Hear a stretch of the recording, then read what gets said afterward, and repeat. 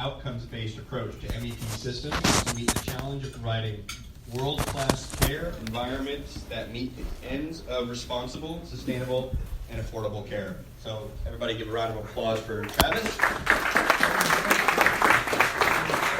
Thanks. Thank you for presenting. Sounded really good. Yeah, I'm Travis English. I work for Kaiser. Has anybody in here ever worked for Kaiser Permanente? So if you've ever cursed the Kaiser standards, then that's me. You can find me afterwards. So I'm here to talk about this project that we did with the Energy Commission. This is a research project, so I'm presenting some research results here, air quality research results. California Energy Commission Project PIR-16-004, which I refer to as the South Bay Project. There's two problems with that. First off, I'm from LA, so when I say totally different than it means in this room, I'm talking about Long Beach, so I will make that mistake all night. And it's not actually called the South Bay Project. This is its name. Anyway, as HVAC engineers, particularly in ASHRAE, we believe that air changes prevent infections, hospital, and this kind of breaks down to three beliefs that support that. First, we believe that a number of infections, hospital-acquired infections, come from particles in the air, that that's the source of those infections. Second, we believe that obviously 12 air changes per hour is going to be much better than 2 air changes per hour in terms of and thereby preventing those infections. And third, we believe that some spaces in and around our hospitals are dirty spaces while other spaces are clean spaces, and so we use pressure controls to prevent the dirty ones from contaminating the clean ones, thereby preventing infections. I'm going to talk about these points tonight, and all of those. And so if you're married to this concept, then you can start writing down your questions now, and when Q&A comes, you can jump up and say how angry you are. But anyway, so let's put this, since the Energy Commission paid for the research, let's put this in context of energy. I'll show you 5 slides in about 4 minutes on energy. This is U.S. commercial buildings. By building type, you can see offices and schools and hotels, and wow, what the hell is that? That's inpatient healthcare. That's us. Right, we're the ones that use 2.5, 3 times as much energy as anybody else. Second slide. This is hospital energy consumption by country. Read the names. The United States and Canada are winning by a good shot. We use about 1.5 times the energy of the average British hospital and about 3 times the energy of the average hospital that you would find in Germany or France or Scandinavia. Third slide. This is a pie chart that shows how we use energy. Counterintuitive, if you've never thought about it before. The bulk of our energy in hospitals does not go to the medical treatments that you receive or the medical equipment that we use in the hospitals. 2/3 to 3/4 of all the energy in hospitals is HVAC. So it's right here, ASHRAE. I'm in the right place. And this is, wow, my slides are fun. Anyway, our single largest use of energy is reheat energy, which means we're cooling down air and then reheating it back up as we enter the spaces. The reason that we do that is this slide. We design hospitals using a table of mandatory minimum air change per hour rates. And so that sort of drives us into high volume systems where we incur a lot of reheat energy. And of course, our design engineers don't design directly to the code minimum air change rates. We add a little bit off of that, and then we tend to run the systems 24/7, so we incur a lot of reheat energy. And then the final slide on energy side is this. This is a list of spaces by frequency. I know you can't read the slide, so I'll ask somebody in the back. What's the single most common type of space in hospitals? Corridors. It's corridors. We have miles and miles and miles and miles of corridors in our hospitals. We have a 1/4 mile of corridor for every 100,000 square feet of hospitals. And so those, since we use it everywhere, the most common spaces are the spaces where we use all of our energy. I always have to include this slide because when you talk about hospital energy, somebody wants to talk about the operating rooms. We got to do the energy savings in the operating rooms. Operating rooms are way down on the list. And you could do the best energy savings project in the world in the operating rooms, and you won't even see it on the utility meter very often. That's just unfortunately true. You've got to save energy in the corridors. Okay, so back to this concept that air changes per hour prevents infections.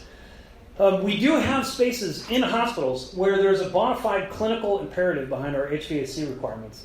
And they are operating rooms, which are clean rooms, air to prevent a wayward particle from falling into an open surgical site and causing a surgical site infection.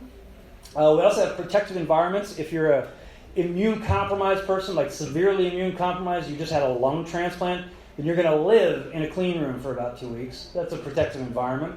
And then we also have sterile compounding sterile preparations, pharmaceuticals, so those are also clean rooms. And then on the other side, we have airborne isolation spaces. If you walk into a hospital presenting or suspected of presenting an airborne transmission disease, then we're going to isolate you into a room with negative pressure and hold that with 100. There's only 5 diseases known to man that are bona fide airborne transmissible diseases. They are tuberculosis, smallpox, chickenpox, measles, and rubella. So those are the sort of bona fide imperatives around our HVAC requirements, and you'll notice that you can't read it, but on the bottom of the slide there are clinical, all of those, not ASHRAE journal articles, clinical citations to all of those. So tonight I'm going to ask you to forget about all of that. Just leave it out, because these spaces are less than 5% of the footprint of our hospitals. What we want to talk about is everywhere else, the 95% of the hospital where we use most of the energy. In those spaces, when we talk about hospitals and the possibility of hospital-acquired infections being caused by air, we have to look at the big types, right? I'm going to walk you through an example. One of the most common types of infections in U.S. hospitals and Europe, for that matter, is the CAUTI, catheter-associated urinary tract infection. It's like the number 2 infection type. I'd like you to sit there and think to yourself, you're in a patient room, and how can we use room air changes to prevent a catheter infection? Or how could we possibly use room air changes to cause a catheter infection on the other hand? And of course the answer is that's a little bit crazy because the room air really doesn't come in contact with the covers, hopefully. And even if you leave it out under the covers, it's a very small site for a particle to fall directly onto. The path of infection actually looks something like this. You would have infectious particles in the air. Those particles would fall down onto a surface. Then the patient or that surface come over and then touch the catheter and then give you the infection based on that. And of course, if you wanted to prevent that infection, here in ASHRAE we would say, let's increase the room air changes so there's fewer particles in the air. That's actually not very effective. What you would do is you would wash your hands before you touch the catheter. And if you go around the world and read all the infection control recommendations, what you'll find is that everybody recommends washing your hands before you touch the catheters, taking proper care of the catheters, only leaving them in for a certain period of time. Nobody talks about using room air change rates to prevent catheter infections, at least nobody outside of ASHRAE. And that holds true for all the rest of the major infections in our patient room settings. We have central line associated bloodstream infections that happen at the needle site. And then we have ventilator associated infections that happen when you have a tube down your throat or when you use a breathing machine or things like that. Very little to do with air change rates. So why do we do these air change rates? That's a legit question. And hopefully I'm not going to step on too much that Walt is presenting, but ASHRAE asked that question very recently in 2015. We did a research project called, quote, Investigating the Scientific Evidence Behind the Requirements in ASHRAE Standard 170. There were 887 requirements, and we had a research team look at all of them and try to find all the available evidence. You can read this report. It's free for ASHRAE members. It's on the ASHRAE website. Spoiler alert, about 2/3 of the requirements in ASHRAE Standard 170 have no clinical basis, no evidence basis, and not even really any rational basis behind them. So there's very little support. Rates in particular did very poorly in this study. We have some air change rates that there was a lot of circular references with no origin. So we use this 2 air change per hour number kind of all over the hospital for outside air. And you'll find 2 air changes per hour in ASHRAE journal articles for the last 30 or 40 years each other, but nobody ever gives the origin story. As far as we can tell, it just popped into existence 100 years ago, and we've been using it ever since. So, that being said, I can finally talk about the project that I came here to talk to you about. After that 15-minute introduction, I'm going to talk about the project. So anyway, what we did at the South is we installed air quality sensors into a live hospital. This is a running hospital in Long Beach. And we converted a set of high volume, constant volume rooms to variable volume while measuring the air quality at the same time. and I'll show you the data off of that. So we started off by determining what measure. We have two types of measurements. Some of the measurements are sensors on the wall. That's what we use for CO2 and VOC and particle counts and temperatures and humidities. And then we also did some integrated lab sample testing, more traditional environmental set testing where you're taking samples of air. Some of those go to the lab and read back. So we kind of did a combination of both. The data I'm going to show you tonight is the sensor data from the sensors that are on the walls throughout the hospital. So to jump into that, this is the relationship between air changes per hour on this x-axis. This is 2 air changes per hour here. This is 12 air changes per hour here. This is CO2. This is CO2 parts per million. Outdoor air is at 460. And there's some sway there, right? The outside air varies by 50 or so. And then this is these are our points. Each one of these points represents one patient room and the mean that we collected for that patient room in the space, right?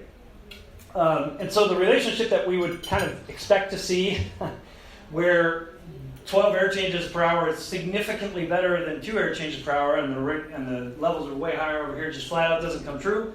What the data shows is that once you've ventilated a space with about 2 air, in fact, 1 air change per hour of outdoor air, you've probably gotten all the benefit that you're ever really going to get from ventilation with outdoor air. This is a 100% outside air system, by the way, in this hospital. I should mention that.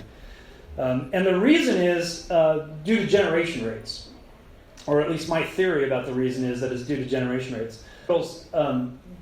You can calculate, you could sit down and calculate that there's a person every 100 square foot and they're generating like the average amount of CO2 per hour, and then you could plot that against air change rate, and you come up with those theoretical curves, these black lines on there. That's what those lines are. They represent one person every 50 square foot, 150 square foot, to I think 300 and 350. And you can see that our data hugs the bottom lines, which is actually makes perfect sense because in hospitals we tend to average, on an average steady state condition, we average 300 square foot per person, across the patient rooms. The rate of contaminants kind of plays out against what we're seeing in the data. Right? This is particles. These are, if you want the Q&A to last forever, then you can ask questions about this next sentence. These are particles measured in PN1+, and we established as a team in 46 particles per liter. We had to establish that because there is no standard for particle levels in indoor air, even in a hospital. There's no standard. You can see the line at 2,400 particles per liter. That is outdoor air. There's nothing wrong with that outdoor air. That outdoor air is safe. That is right? And then we have our particle levels come down. Once again, the particle levels in the patient rooms have very little to do with the air change rates, right? So we would expect 12 air changes per hour to be significantly better than 2 air changes per hour in terms of controlling particles. That's just not the case. The fact of the matter is once you've ventilated a space about 2 air changes per hour or even 1 air change per hour of filtered air, you've probably gotten all the benefit that you're going to get out of ventilation of filtered air. And again, that has to do with generation rates. The net generation rate of particles that we're seeing in this data is kind of insanely small. That the units on this bottom curve is 1 particle per minute per 100 square meters. So you imagine sitting in a 1,000 square foot room. This is probably 700-800 square foot room. So you're sitting in this room, and you release 1 particle, and then you wait, and you release another particle. That's the bottom curve that we're looking at in terms of particle generation rates. And then the next curve is an order of magnitude higher. That it's 10 particles per minute, and then the next one is 100 particles per minute. But very, very low internal generation rate of particles. And that's kind of about that. First off, what I learned from our consulting team is that what we're looking at here and what you can measure on a wall with a particle sensor is suspended particles or net particles. There's a lot of particles that all of us are generating into the space right now, but most of them fall to the ground. They do not become suspended in the mixture. It's like too much sugar fall out. The ones that do become suspended in the mixture are the ones that we can read at the particle counter on the wall. Those are also the ones that make it in the return air or the exhaust air or what have you, right? At that level, in terms of net particle generation, we're at an extremely small number.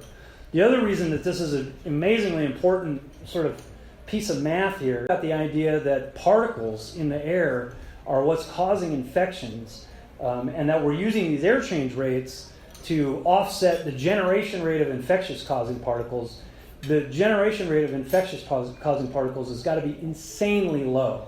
It is 2 orders of magnitude less than this. That people like to throw around for infections. We talk about 1 infection out of every 30 patients, in a hospital tower.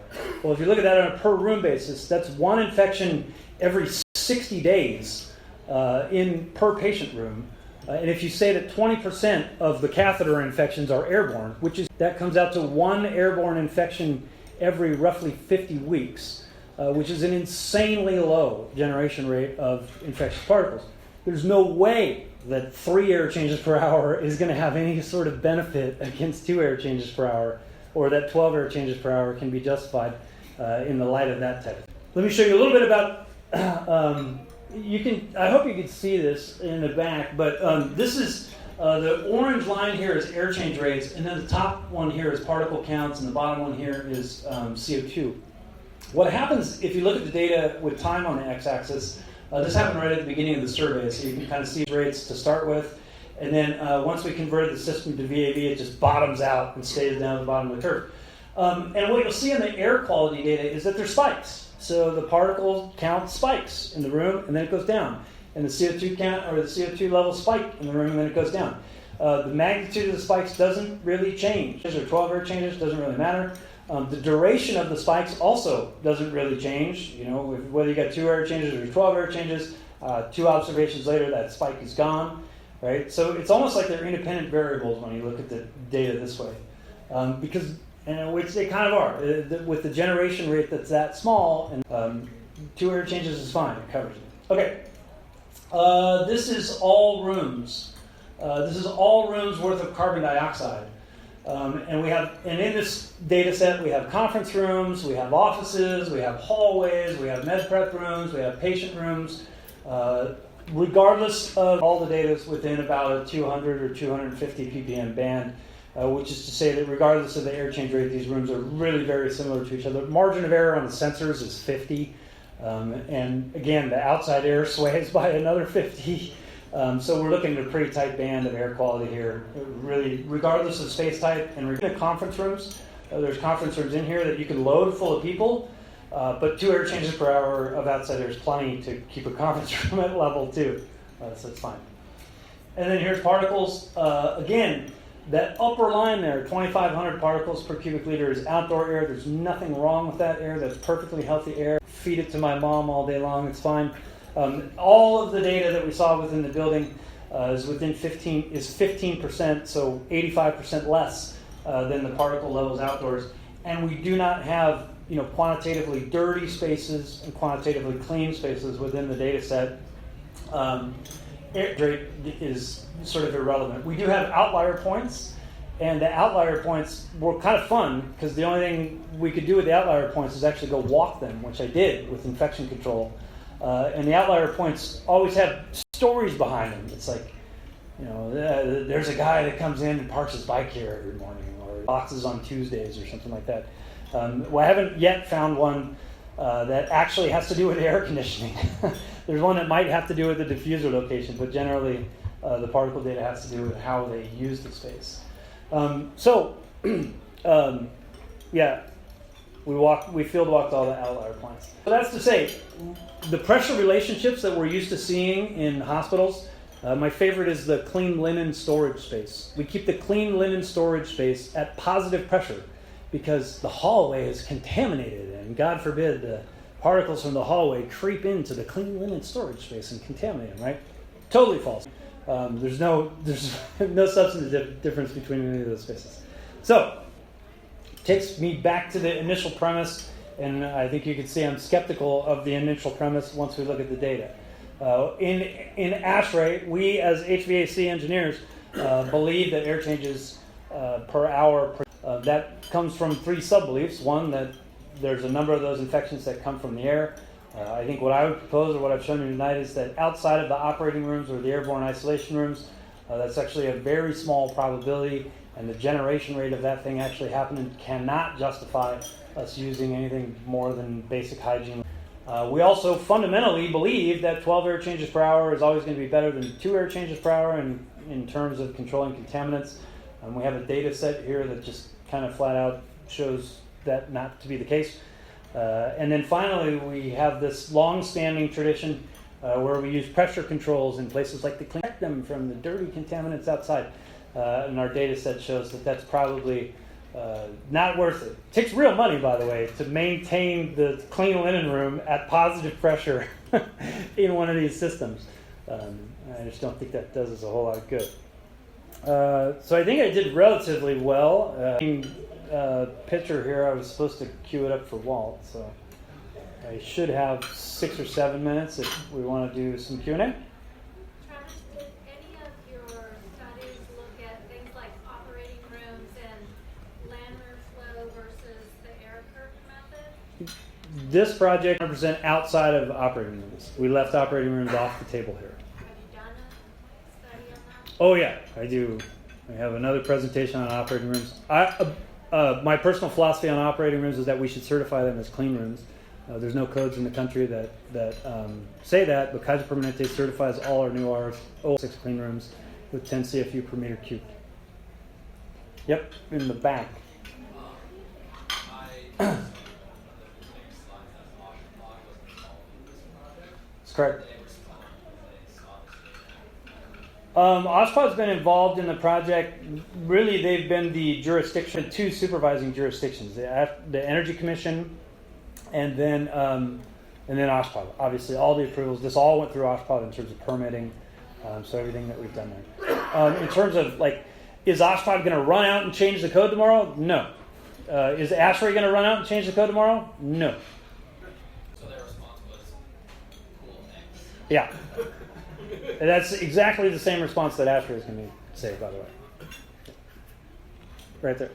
Travis, is there any correlation between the indoor relative humidity and particle count? That's a good question, and I haven't looked, so I don't know.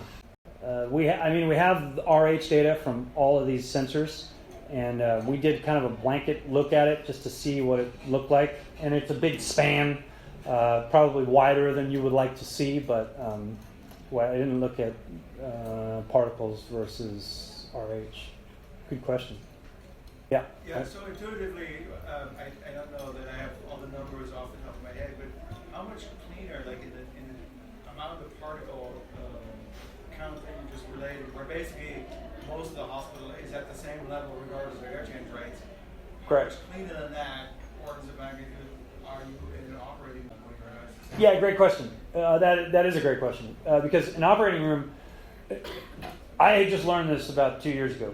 When we talk about ISO clean rooms, an ISO class 9 clean rooms has 10 to the 9 particles per cubic meter. A class 8 has 10 to the 8 particles per cubic meter. Class 7 is 6 10. So we're certifying our operating rooms at 10 to the 6 particles per cubic meter, which on this scale would show up as a 0, right? We're looking at number of particles per liter, and so that would not register a 1. It would register more like a 0.01, even a 0.001. And so just out of curiosity, right, when we're talking about the impact of particles, is there, because obviously the outside air at 2,500 would mean that anyone who was ever operated on in battle or can't go outside, right? Would be subjected 100,000 times as high a particle rate. You're correct. And would be dead. Also, by the way, if you were in Germany or even England, that's the supply, right? They do a lot of natural ventilation in hospitals. So generally speaking, they're bringing in that level of particles in the supply. So in that sense, think about the need. I mean, obviously, the science of clean rooms and I guess going out away from production where you get failed products when particles settle. Correct. Is reasonably well established. Yep. But again, does that actually translate to infections when we're talking about particles? So I think that depends on the space.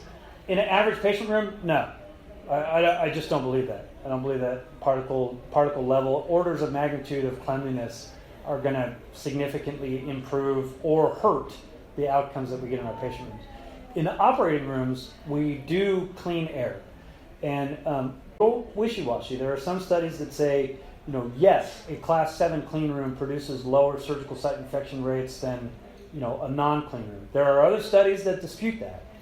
But so I wouldn't say that there's a preponderance of evidence that clean air in ORs improves outcomes, but there is a reasonable degree of evidence that clean air improves outcomes and surgical site infection rates.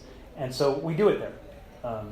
My only separation with kind of the normal ASHRAE thinking is that normal ASHRAE thinking says, let's do 30 air, or let's do 20 air changes in the OR and positive pressure, and we're good. And to me, if you're going to build a clean room, build it and make sure that it's clean before you hand it over to the doc. Yeah, right here. You mentioned that airborne particles aren't often the cause of transmitting disease, if I understood you correctly. Yes. Correct. What about pneumonia? Pneumonia, when my father-in-law went in the hospital a bunch of times last year and got pneumonia every time. Hospital-acquired pneumonia is a huge problem, and you get it from the mask, man. You get it from the mask, or if you're intubated, then you get it from the intubation. And actually, the whole set of recommendations about how to clean those devices. You should be opening a new package every time. Even when you open a new package every time, bacteria that, you're not supposed to touch it. You should wash your hands. You put on gloves before you intubate, after you intubate, while you're handling the breathing machine. Because you're putting something in the guy's mouth, in my father-in-law's mouth, and dude just got pneumonia every single time. It's a real big problem, but it's not the room. That's not coming from the room. It's coming from the actual procedure. By the way, the breathing machines have double banks of HEPA filters, so they're taking room air and double HEPA filtering it before they feed it to you. So even that is, yeah. What about the CPAC machines that we use? Yeah, those are cesspools of bacteria, man. Those are terrible. If you're getting pneumonia, then that I guarantee you that's the cause. Well, I don't know. I had one, and I was scared shitless of the thing. I would wipe the hell out of that and change out the mask as often as you can. And that's absolutely the type of contact transmission where you're going to put that thing on your face and then breathe through it. There's nothing the room air can do to help you from that at that point. Yep. What was the patient and staff experience when you changed the air quantities down? Were they happy or unhappy? Well, they're at a Kaiser facility. They were overcome with halcyon joy. No, actually, what we did with that is we did some of the thermal comfort surveys before we started the project. We actually have to do another round of those as the close of the project. We had some stop criteria set in place. Anyone from infection control obviously could just raise their hand and tell us to stop the project. They never did. And also facilities operations. If we started to get hot calls affected areas, they could have stopped the project and never did. So right now, like I said before, I have a lack of a negative. I don't have any negative data to say that things got worse. But we also don't have. We're going to take pre and post comfort surveys. Comfort surveys in a hospital tough because you can't survey the patient. That's why I was saying the staff. The Yeah. staff has definitely been there before. You can only survey the staff, and so when we do this survey, that's who it'll be. It'll be staff. Yeah. 30 minutes, dead on. Dead on.